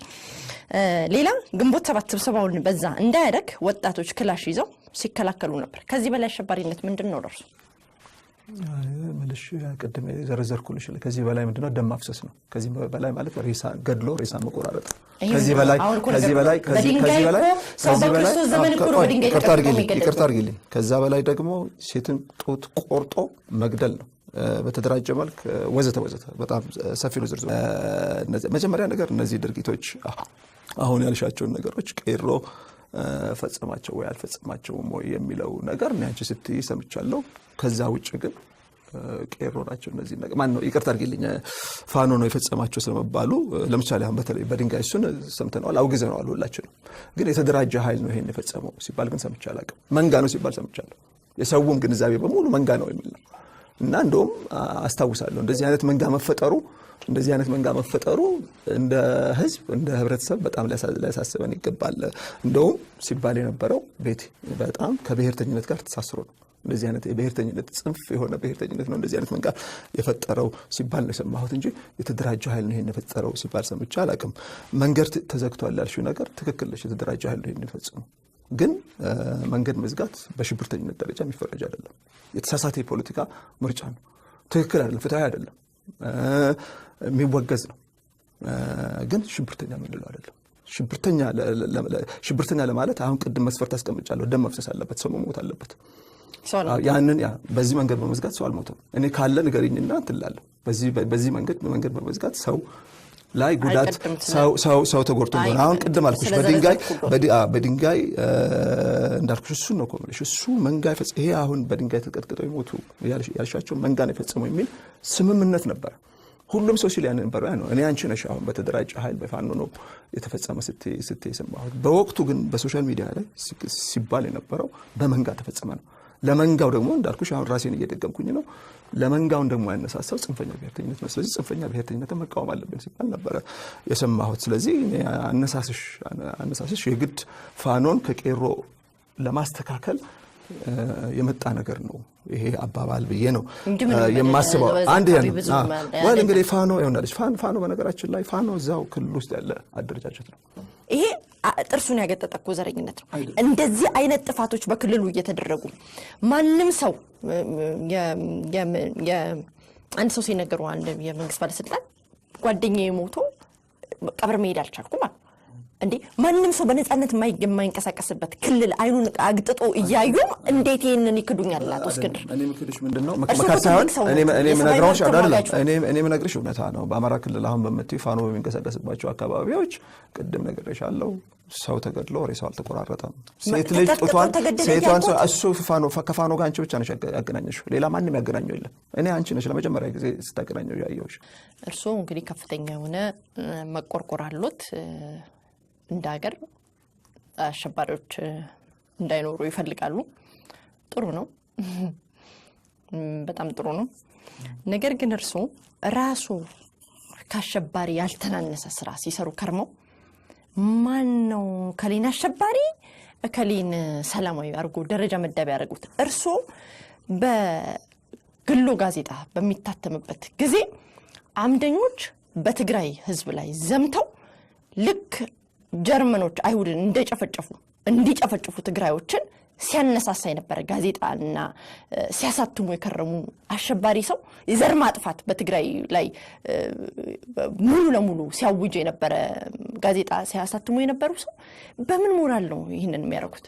ያንን ፈጽሜ ከሆነ እኔም ራሴ ለእስር መዳረግ አለብኝ። መነገራችን እንዳልሽው ለእድሜ በቃ ችግር የለውም እኮ እሱን ማቅረብ ነው። እሱ እኔ አሁንም ወደ ኋላ ሄደን ለእሱ እንትን መሆን የለበትም። ስለዚህ የጊዜ ገደብ በደንብ አድርገሽ አያይዘው በደንብ አያይዘው በዛ አምድስ እሱን ምን አለ መሰለሽ አንድ ነገር ቤት አሁን አንቺ ዳንኤል ብርሃኔ ሲጠቀምበት የነበረውን ማስረጃ ኮታንኮት ማስረጃ ይዘሽ ነው እንደሱ የምትዩ። ስለዚህ ከዛ ጋር የተያያዘ ፌክ የሆነ ፌክ ኒውስ አለ አይደለም። ፌክ ደግሞ ማስረጃ የሚሉት አለ። ፌክ ማስረጃ ይዘሽ ነው የምትናገርበት ምክንያት ይገባኛል። እንደዚህ ጋዜጣውን ወመዘክር ጉሬ አውጥቼ ነው ያየሁት። ጥሩ በቃ እንደሱ አድርጊ። አይ እሱ ማድረግ ትችላለሽ። መጀመሪያ ነገር እሱን ማድረግሽን ጠራጥራለሁ። ለማንኛውም እቺን ክርክር ለማሸነፍ ያልሻት አባባል ነው እንጂ ጠራጥራለሁ ይሄ ማድረግሽን። እሱን ብታነቢ ኖር የዛ ጽሁፍ መቋጫ አሁን የዛ ጽሁፍ መቋጫ ኢትዮጵያ እንደዚህ አይነት ነገር እንደማያስፈልጋት፣ እንደዚህ አይነት እልቂት ኢትዮጵያ ውስጥ ሊፈጸም እንደማይችል እንደማይገባ የሚደመድም ነው። ይቀጥላል ይላል፣ ከስር ይተርካል። በናዚ ጀርመን ውስጥ የነበረውን ሁኔታ በሚቀጥለው ሳምንት ይቀጥላል፣ ከስር ይቀጥላል ይላል። በሚቀጥለው ሳምንት ባለው በሚያልቀው እንትን ውስጥ እንደዚህ አይነት ነገር ኢትዮጵያ ምን ሄደሽ ማየት ነው እኮ። እኔ አመጣልሻለሁ እኮ እኛ ምላሽ ያልሰጠን ይሄ እኮ ህወሓት ሲሰራ የነበረው ህወሓት በተቀነባበረ መልኩ እኮ እስረኞች ላይ ሲያካሄድ የነበረው የስም ማጥፋት ዘመቻ ነው እኮ። ዋና ፎከሱ ደግሞ ያው የተወሰኑ ሰዎች ነበሩ። ከነዛ ሰዎች መካከል ያንደኛ ነው። እና መጨረሻውን አንበበሻል ይጠቅመኛል። ሄዳችሁ ከነዚህ ሰዎች ላይ እንዳትገበያዩ ይቀጥላል ማለቱን ምን ያላስታውስም። በነገራችን ላይ እሱ ጭራሽ እንደ ማስረጃ ሆኖ ቀረበ በተባለ ውስጥ ይቀጥላል ይላል ከኋላ። ደግሞ በዛ ሳምንት ብቻ አይደለም በበርካታ ሳምንታት ውስጥ እና በህወሓት ዝም ብሎ ይመለከታል ታያለሽ። እንደዚህ አይነት ነገሮችን በወቅቱ ማያዋጣው ነገር ስለሆነ ነው ቆይቶ። በነገራችን ላይ ይሄ የምትዩ ጽሁፍ መጨረሻ ላይ ተከሶ ፍርድ ቤት ቀርቦ ነፃ ወጥቷል አምደኛው። በዛውን ዘመን በነበረው ፍርድ ቤት ማለት ነው። ለማለት የፈለኩት ምንድነው አንቺ የምትዩ ነገር አሁን እንግዲህ በመርህ ደረጃ አንቺ ያልሽውን ነገር ፈጽሜ ከሆነ ለእስር መዳረግ ይገባኛል፣ ልቀጣ ይገባኛል። በይቅርታ የሚታለፍ ነገር አይደለም። ግን በምትዩ ደረጃ ተፈጽሞ ሳይሆን ፕሮፓጋንዳ ነው የተሰራበት። ይሄን እንድታቂ ይፈልጋል። አሁን እንግዲህ የትግራይን ህዝብ በዚህ ደረጃ ገበያ ከነሱ እንዳትገዛዙ ጀርመን አይሁዶች ላይ ያረጉትን ስትራቴጂ መጠቀም አለብን የሚል በጣም ለመናገር የሚያሳፍሩ ጽሁፎች ይሄ ነገር ተፈጽሟል ኢትዮጵያ ውስጥ። ግን ይሆናል ይሄ እግዚአብሔር ስጥሽ በነገራችን ላይ አንቺ ትንሽ አሻሽልሽልኛል። እነ ዳንኤል ብርሃኔ ህወሓት ሲል የነበረው እስክንድር ራሱ ይጽፋሉ ነው። አንቺም ስታገኘው እስክንድር እኮ አንቺ ደግሞ አሻሽለሽልኛል እግዚአብሔር ስጥሽ ነው የምልሽ እኮ እያመሰገንኩሽ ነው።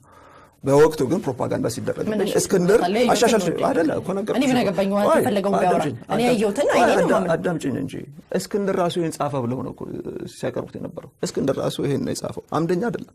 እስክንድር ራሱ የጻፈው ነገር ይሄ ነው። ይሄማ መታሰር ሲያንሰው ነው ሲሉ ነበር። አሁን ደግሞ አንቺ ትንሽ ብታሻሽዩ ኮንቴክስቱን እየነገርኩሽ ከየት እንዳነሳሽው ስለማቅ ነው እኮ ከየት እንዳገኘሽው ከየት አገኘሽው አንቺ በወቅቱ እኮ ከየት ሬፈረንስ ያደረግሽው ምንድነው? መነሻሽ ምንድነው? መነሻሽ እኮ የእነ ዳንኤል ብርሃኔ ፕሮፓጋንዳ የስም ማጥፋት ዘመቻ ነው። እነ ዳንኤል እሱም ፕሮፓጋንዳ አድርገሽ ብሎ መዘክር ሄድሽ። ያንን ቼክ አደረግሽ፣ ግን ፕሮሰሱን አልጨረሽውም እያልኩሽ ነው።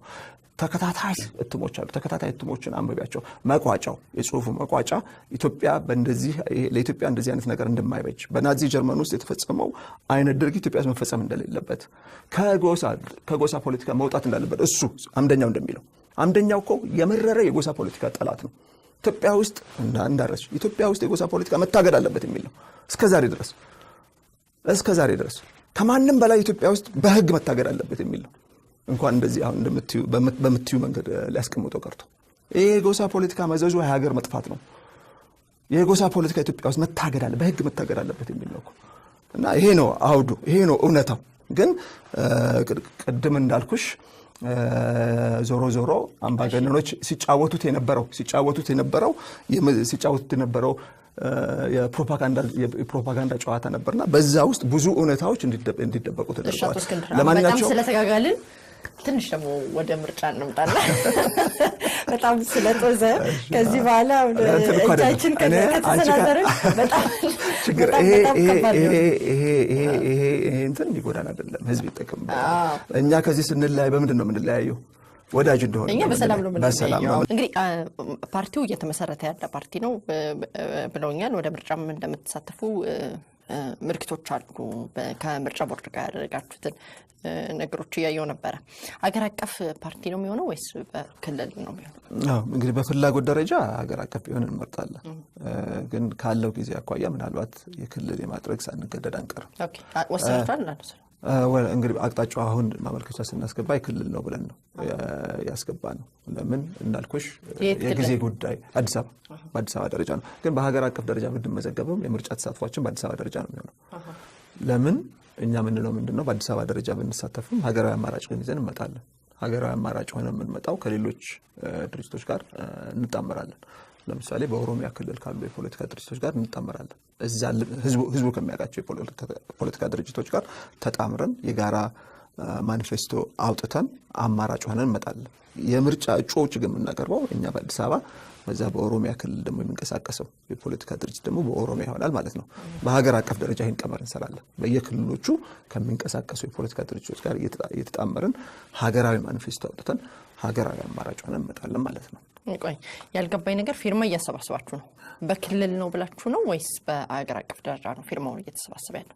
እኛ አሁን ለሀገር አቀፍ ፓርቲ መስራት የሚያስፈልገው 10,000 ፊርማ ነው። እሱን ማለትም እሱን ለማሟላት መንቀሳቀስ እንችላለን ግን ካለው ጊዜ አኳያ እሱን ለማድረግ ስለማይበቃ ማመልከቻ ስናስገባ የክልል ፓርቲ እንዲሆን በአዲስ አበባ ደረጃ ያለ የክልል ፓርቲ እንዲሆን ብለን ነው ማመልከቻ ያስገባነው። መልካም እንግዲህ እንዲቀናውት በዚሁ መኝነታለሁ። በመጨረሻ አመሰግናለሁ ግን ከልብሽ እንደሆነ ደግሞ ግን እንዳልኩሽ እኛ ተሳትፏችን እጩዎች የምናቀርበው በአዲስ አበባ ደረጃ ቢሆንም ግን ከሌሎች ጋር የግድ እንቀናጅና ልክ በምርጫ 97 ቅንጅት የአራት ድርጅቶች ስብስብ አልነበረም እንደዛ ተቀናጅተን በሀገራዊ አቀፍ ደረጃ አማራጭ ነው የምንሆነው። ስለዚህ የፖለቲካ ተሳትፏችን ሀገራዊ ነው። ለመዋሃድ ያሰባችኋቸው ፓርቲዎች አሉ? አይ መዋሃድ አይደለም መቀናጀት ያሉ እንደዛ በርካታ ናቸው። አሁን ለጊዜው እነሱን አላስፈቀድኩም ግን ያው አንድ ስንግባባ ያው ለህዝቡ ይፋ እናደርጋለን ማለት ነው። መልካም በስተመጨረሻ እንግዲህ አነጋጋሪ የነበረው ሰሞኑን ያው በብዙ ቦታዎች ላይ ጥፋቶች እየመጡ ነው። በኢትዮጵያ ውስጥ በተለያዩ ቦታዎች የተለያዩ ግጭቶች ይነሳሉ፣ የተለያዩ ጥፋቶችም ይመጣሉ። እንደ ሀገሬ በጣም ደስ የማይሉ ምልክቶች ናቸው እና ቤተክርስቲያኖች ተቃጥሏል፣ መስጊዶችም ተቃጥሏል እና ባለፈው በሞጣ በደረሰ መስጊድ ላይ በደረሰ ጥቃት መስጊድ ሙሉ ለሙሉ ወድሟል። ሙስሊሞችም ተለይተን በሃይማኖታችን ተለይተን ጥቃት በሱቆቻችን ላይ ደርሰዋል ብለው ምሬታቸውን ገልጸዋል። ይህ እንቅስቃሴ በመላው ሀገሪቱ ያሉ ሙስሊሞችን ከዲያስፖራውንም እንደዛው አድርጎ በተቃውሞ ሰልፎችን ወጥተው ነበረ። በዛ ሁኔታ እርስዎ ተጠይቀው የሰጡት መልስ ህዝበ ሙስሊሙን ቅር ያሰኘ ነበረ። ምናልባት መስጊዱ ሲቃጠል መንጎች ሲጨፍሩ ነበረ በዛ ተሰብስበው ጭፈራቸውም ታይቷል። በሶሻል ሚዲያ ላይ በደንብ አድርጎ ታይቷል እና እርስዎ ምናልባት ቁጭት ሊኖራቸው ይችላል የሚለው አነጋገሩ ህዝበ ሙስሊሙን አስቀይሟል እና ይህንኑ ምን አይነት ቁጭት ነው ከምን አይነት ቁጭት ተነስቶ ነው ሰው መስጊድ ሊያቃጥል የሚችለው የሚለውን የመጨረሻ ጥያቄ ላድርገው። ኦኬ ከመጀመሪያ ከመጨረሻ ከነሳሻት ላንሳት ማለትም በቁጭት ተነሳስተው ነው መስጊድ ያቃጠሉት ላልሽው አሁን አይ መጀመሪያ ሰው ይዘው ነበር ምርመራ ተደርጎ የተደረሰበት ውጤት የተደራጀ ኃይል እንዳቃጠለው ነው የሚያመለክተው። የተደራጀው ስለዚህ ከዛ እንነሳ ያ የጨፈረው መንጋ አይደለም መስጊዱን ያቃጠለው። ስለዚህ እሱን እንለያየው። ስለዚህ የምርመራ ውጤት የሚያመለክተው ተደራጀ ኃይል በዛ አካባቢ የለም ስላሉኝ ነው ከሌላ ቦታ እንደሄደ ነው ሁኔታው ያመለካቸው።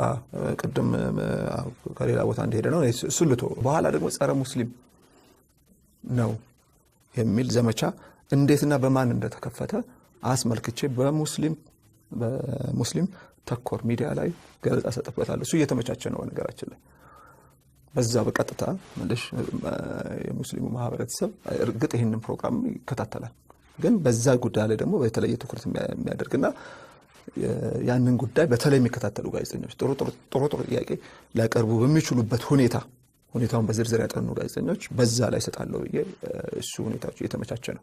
ስለዚህ ያንን ጠብቅ የእርሶን አማርኛ አንድ የተለጠቀምና እርሶ አሁን ፖለቲከኛ ሆነዋል። ወደ ምርጫ ይመጣሉ። ሀገራዊ ፓርቲም ሊመሰረቱ የሚችሉበት ሁኔታ እንዳለ ነግረውኛል። በዚህ ሁኔታ ሙስሊሞች እርሶ በሚሉት ቃል ሊድና በካርድ ቢቀጣውትስ? ካጠፋው እባካችሁ ቅጡኝ። ካጠፋው እኔ ጸረ ሙስሊም ሆኜ ከተገኘሁ መቀጣት አለብኝ። ለሀገር አልጠቅምም። እኔ ጸረ ኦሮሞ ሆኜ ከተገኘሁ ለሀገር አልጠቅምም። እባካችሁ ወገኖች በካርዳችሁ ቅጡኝ ለማለት ነው ፈልገው። ህጉም እንዳለ እንደተጠበቀ ሆኖ ማለት ነው። እንግዲህ ወደ ድርጊት ከሄድኩኝ ጸረ ሙስሊም ሆኜ ደግሞ ጸረ ሙስሊምን የሚጎማ ድርጊት ደግሞ ከፈጸምኩኝ ሽብርተኛ ሆኛለሁ። በህግ መጠየቅ አለብኝ። እንደ ፖለቲካ አስተሳሰብ ብቻ ይዤ ግን ጸረ ሙስሊምነትን ወደ ፖለቲካው ይዤ ከመጣሁ በካርድ መቀጣት አለብኝና ወገኖቼ ለሀገር የሚበጅ አይደለም። ሀገር የሚያፈርስ አመለካከት ነው ጸረ ሙስሊም መሆን። ጸረ ኦሮሞ መሆን ሀገር ያፈርሳል። ጸረ ዲሞክራሲ ነው። በካርድ መቀጣት አለብኝ። ከሁሉም በላይ ደግሞ እኔ አማኝ ነኝ። በነገራችን ላይ እኔ ክርስቲያን ነኝ።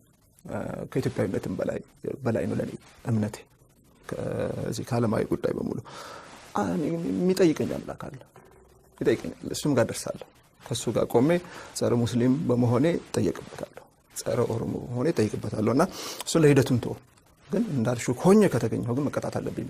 መልካም። ከዚሁ ጋር እየይዘው በመጨረሻ አሁን መጨረሻ እያልኩ አንዳንድ መዛለሁ ከዚሁ ከመስጊዶች ጋር መቃጠልን አስመልክቶ ሲናገሩ ምን አሉ? የአካባቢ ሰዎች ከሆኑ መወገዝ አለባቸው አሉ። ቀጠሉና የሌላ አካባቢ ከሆኑ ወይም እርስዎ ደጋግመው እንደሚሉ የተደራጀ ደግሞ አካል ከሆነ መንግስት እነሱን ይዞ አስሮ መቅጣት አለበት ብለዋል። የአካባቢ ሰው ሲሆን የሚወገዘው ሌላ አካባቢ ሰው ሲሆን ደግሞ የሚታሰበው። ጭፈራ በራሱ እኮ ወንጀል ድርጊት አይደለም። ከሞራል አኳያ ነው የምንለው። ከሞራል አኳያ አይደለም። ስለ ጭፈራው ሳይሆን የተናገሩት ይሄን ድርጊት የፈጸሙት ስለመቃጠል ነው። አይ ቤት ስለዚህ ይሄ ቪዲዮ ይቅርታ አይደለም ወይ እንግዲህ እሱ አስኪጁ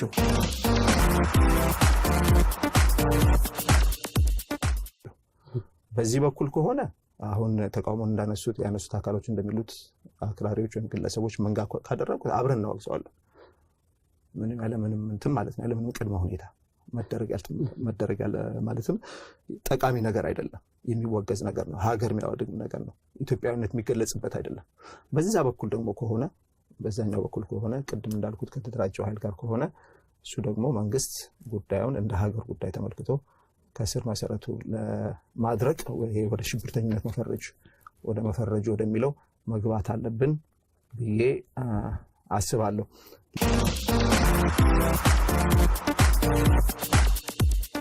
እንደሱ ከሆነ ታስገጁ ደስ ይለኛል። የድርጊቱን የፈጸሙት ሳይሆን የጨፈሩት በዛ ብዬ ከሆነ እንግዲህ ወይም አምልጦኝ ሊሆን ይችላል። በዛ መልኩ ተናገርኩት ግን እሱ በደንብ አምልጦኝ ሊሆን ይችላል። አምልጦኝ ማለት ስለሽ የእንትን አለ ስሊፕ ኦፍ ዘ ታንግ የሚባል ነገር አለ። በመተነጋገሪበት ጊዜ አንዳንድ ጊዜ እንደዚህ ስሊፕ ኦፍ ዘ ታንግ አለ። መናገር ያልፈለሽውን ነገር በተሳሳተ አውድ በተሳሳተ መንገድ የምትገልጪው ነገር አለ። ግን ግልጽ መሆን ያለበት ድርጊቱን የፈጸሙትም የአካባቢው ሰዎች ሆኑ ከሌላም አካባቢ መጡ ድርጊቱን የፈጸሙ ሰዎች መጠየቅ አለባቸው። ምን ያጠይቃል? እዚህ ላይ ሲምፕል ሎጂክ ነው። በዛ ደረጃ እንዴት ተጠረጠራለሁ?